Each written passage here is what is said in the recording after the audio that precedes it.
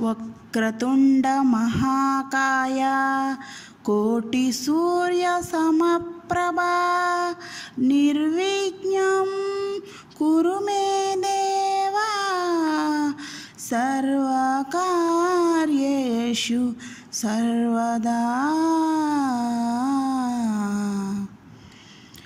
ఇంట్లో ఏర్పాటు చేసే వినాయకుడి ప్రతిమ ఎంత సైజులో ఉండాలి అనేది మనం ఇప్పుడు తెలుసుకుందాం. ఇంట్లో ఏర్పాటు చేసుకునే వినాయకుడి ప్రతిమ అంటే వినాయకుడి ప్రతిమ మాత్రం మట్టితోనే చేయాలి. పూజ అనంతరం నిమజ్జనం చేస్తాం. గృహంలో పూజించే వినాయకుని ప్రతిమ మట్టితోనే చేసిందై ఉండాలి. ఆ మట్టిని అంటే పూజ అయిన తరువాత మనం నిమజ్జనం చేసినప్పుడు ఆ నీటిలో ఆ మట్టి విగ్రహం అనేది కరిగిపోయేటట్లు ఉండాలి. అది మాత్రం మనం గుర్తుంచుకోవాల్సిన విషయం.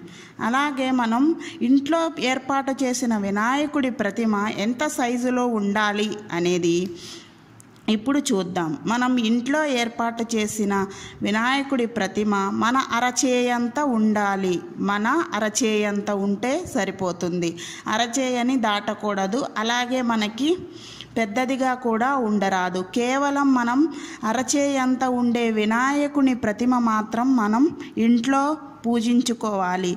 అలాగే అది మట్టితోనే చేసిందై ఉండాలి. ఆ విగ్రహం నీటిలో నిమజ్జనం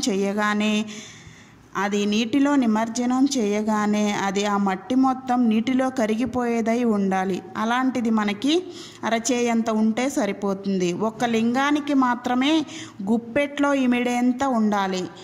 విగ్రహ ప్రతిమలు మాత్రం ఏ విగ్రహ ప్రతిమ అయినా సరే, వినాయకుడి విగ్రహ ప్రతిమ ఏ విగ్రహ ప్రతిమ అయినా సరే మన అరచేయంత ఉండాలి.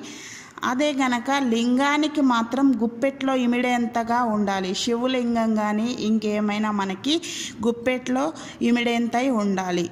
వినాయకుని ప్రతిమ మాత్రం అరచేయంత ఉండాలి. మనం పూజించుకునేటప్పుడు వినాయక చవితి రోజు పెట్టుకునేటప్పుడు మన అరచేయంత ఉండాలి. అదే మట్టితో చేసుకొని ప్రతిమ అయి ఉండాలి. నిమజ్జనం అవగానే నీటిలో కరిగే ఆ మట్టి కొన్ని మట్టి కలవదు కాబట్టి నీటిలో కరిగిపోయే మట్టిదై ఉండాలి విగ్రహం.